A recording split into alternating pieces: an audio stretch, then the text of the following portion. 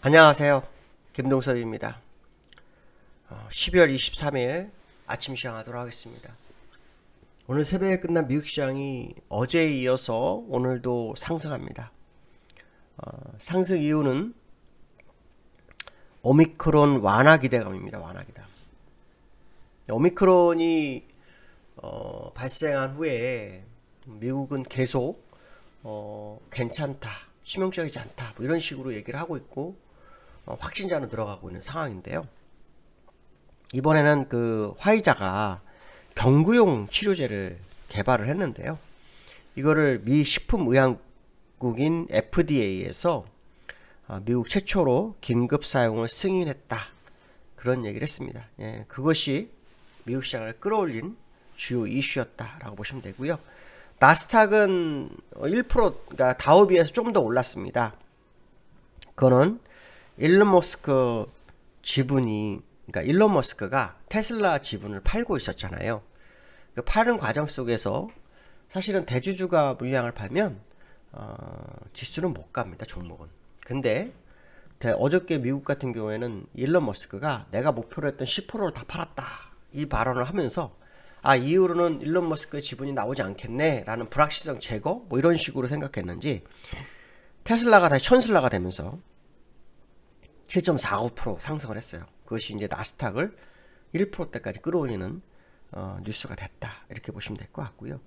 그 다음에 이제 미국에서는 또 다른 뉴스가 하나 있는데 요거는 뭐냐면 웰스파고 증권사에서 나온 리포트인데요. 미국이 이제 조정장이 온다. 그렇기 때문에 퀄리티 종목으로 대응을 해야 한다. 뭐 이런 얘기가 나오고 있습니다. 퀄리티 종목이라는 건 다른 게 아니고요. 재무가 안정적인 상태에서 실적이 좋은 기업. 우리나라 같으면 뭐 삼성전자가 딱이죠. 그렇죠? 그런 종목으로 뭐 교체를 시도해야 한다. 뭐 이런 얘기가 있었고, 근데 요것이 이제 시장 영향은 제한됐던 그런 상황이었고요. 다만 이제 오미크론 완화 기대감이 굉장히 컸던 것 같습니다. 특히 그 남아프리카 공국에서도 임상 실험이 나왔는데요. 뭐 델타 변이보다 약하다라는 식으로 얘기가 나오고 있어요. 예, 그런 부분들이 미국 시장을 끌어올린 거 아닌가 이렇게 보고 있습니다. 그러나 분명한 것은 이 시장의 조정은 오미크론이 아닙니다. 오미크론은 양념이고 진짜로 뭡니까? 인플레이션 우려에 따른 연준의 긴축 모드. 그것이 얼마나 빨라질 거냐. 시장엔 벌써 얘기가 나왔잖아. 이렇게 해석도 할 수 있죠. 뭐 테이퍼는 내년 3월에 끝나고 내년도에 3번 금리 인상하고 2023년도 금리 3번 하고 2024년 2번 한다고 했잖아. 이렇게 생각할 수 있겠지만 인플레이션에 따라서 연준은 행보가 바뀔 수 있습니다. 항상. 그것이 또 시장의 화두이기도 하고요. 그렇기 때문에 오미크론이 완화됐으니까 시장은 랠리를 할 거야. 이런 생각을 하시면 안 되고요. 오미크론으로 하락했던 거 오미크론으로 끌어올린 거예요. 완화로. 이렇게 생각하시면 되고 인플레이션에 대한 부분은 아직 시장에 반영이 안 되고 있다고 보시면 됩니다. 그 시장 다우 차트 보시면 0.74% 상승했고 나스닥 1% 상승했잖아요. 그 다우를 보시면 요게 인플레이션과 관련 시작된 거고요. 오미크론 요거예요, 요거. 그렇죠? 오미크론으로 해서 하락하고 오미크론 괜찮을 거야 라는 앤서니 파우치와 봉쇄 안 할 거야 조 바이든 발언에 여기까지 올라왔고요. 그 다음에 또 멈추다가 다시 오미크론이 영국에서 사망자가 나오네, 확진자가 나오네, 그러면서 이렇게 빠졌고 요게 다시 오미크론 완화되고 올라온 거예요. 그러니까 요거는 딱 오미크론 관련이라고 보시면 됩니다. 오미크론. 인플레이션은 아무 상관없습니다. 인플레이션 반영은요 아직 안 했어요. 전혀 반영 안 합니다. 그러니까 시장의 메인 포인트는 연준의 행보, 인플레이션에 의한 연준의 행보가 진짜 행보인데 그 사이에 오미크론이 탁 터지면서 오미크론발 변동성 장세 뭐 이런 해석이 되고 있습니다. 그러니까 지금 상황으로 보면 실제로는 이 상황이 아주 중요한 상황이라고 보기는 어렵겠죠. 물론 오미크론이 뭐 치명적이지 않다, 뭐 그래서 괜찮다, 뭐 치료제가 나왔다, 뭐 이런 얘기 나올 수 있겠지만 중요한 것은 뭐냐면 이제 본 게임은 아직 시작도 안 했다. 이런 해석을 해야 되겠죠. 그래서 어쨌든 올라왔지만 뭐 추세가 반전돼서 이걸 돌파하고 가거나 뭐 하는 상황이 아니다 이렇게 보시면 될 것 같고요. 나스닥 같은 경우에도 보시면 바닥에서 싸움하자 오미크론으로 빠졌다가 립서비스 올랐다가 오미크론 내렸다가 제 오미크론 올라온 사이, 그쵸? 그 다음에 요 올라온 거는 오미크론과 테슬라 영향권 이 상황으로 보시면 됩니다. 그래서 기술적으로는 아직 여전히 뭐 추세를 벗어났거나 뭐 새로운 추세를 만들거나 뭐 그런 자리는 전혀 아니고요. 다만 나스닥은 뭐 쌍바닥 아니야? 뭐 이런 생각 할 수 있고요. 뭐 다우도 뭐 지금 21선 위로 올라왔으니까 뭐 여기 괜찮겠지 않을까 이런 생각 할 수 있지만 21선은 기울어서 우하향으로 가고 있는 과정이다를 해석해 보시면 좀 얘기는 다를 수도 있다. 오늘 해석을 해봐야 될 것 같습니다. 어쨌든 시장에는 오미크론발 악재가 해소되는 뭐 그런 과정으로 반등을 한 것으로 보여야 될 것 같고 실제로 긴축으로 인한 문제는 아직 해결이 안 되고 있다. 아시겠지만 제가 매번 말씀드렸잖아요. 시장을 끌어올린 것은 유동성이었다는 거. 그 유동성이 없어지면 주가는 못 갑니다. 아시겠지만 코로나인데도 왜 주가가 올랐습니까? 코로나 때문에 위기를 극복하게 돈을 풀었고요. 그 유동성이 주가를 끌어올린 거예요. 그러니까 결국 유동성이 회수되면 코로나발 악재는 없는 거죠. 오히려 치료제가 개발되면은 시장을 하락할 수도 있죠. 왜? 유동성을 회수해야 되니까. 회수할 수 있으니까요. 그렇죠? 안정됐거나 회수한다. 치료제에서 걱정하지 마라. 그러면 오히려 거꾸로 주가가 내려갈 수도 있습니다. 이거는 이제 개인적 생각입니다. 판단은 여러분이 하셔야 되겠지만 그런 생각도 했습니다. 왜? 코로나로 인해서 경제가 둔화되고 있지만 그리고 사람도 죽어나가고 많은 사람 확진자가 돼 있지만 돈이 풀려 주가가 올랐잖아요. 돈이 묶이고 치료제가 오면 얘기가 다를 수도 있다는 거, 뭐 이런 것도 한번 해석해봐야 될 것 같다 이렇게 말씀드리고 싶고요. 자, 두 번째로는 요즘 제가 삼성전자 얘기를 했는데 지난번에 무료 라이브에서도 그런 얘기를 했을 거예요.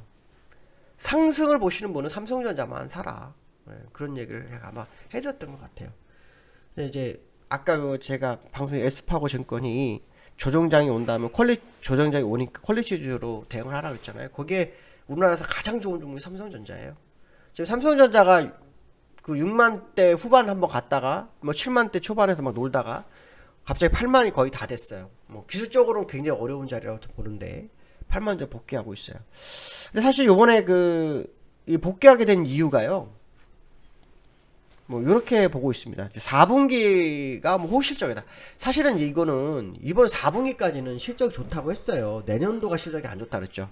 내년도가 실적이 안 좋을 수 있다 그랬죠. 오늘은 실적이 좋다고 할 수 있습니다. 이번까지. 그 다음에 내년 D램 가격이 반등이 될 거다. 뭐 이런 얘기가 나오고 있고요. 또 하나는 메모리 반도체 업황 둔화가 너무 우려가 컸던 거 아니냐. 그러기 때문에 이런 식으로 좀 해석도 좀 하고 있고요. 또 근데 중요한 건 뭐냐면 다운 사이클이라는 것은 거의 확실하다고 보고 있거든요. 그러니까 이제 그게 기간이 짧아질 거다 뭐 이런 식으로 얘기가 나오면서 이 지금 삼성전자가 반등이 들어오는 것 같은데, 사실 삼성전자 매수는 외국인이 한 거 아시죠? 외국인들이 3천만 주 샀습니다. 여기서 딱 2조 한 4천억 정도 샀습니다.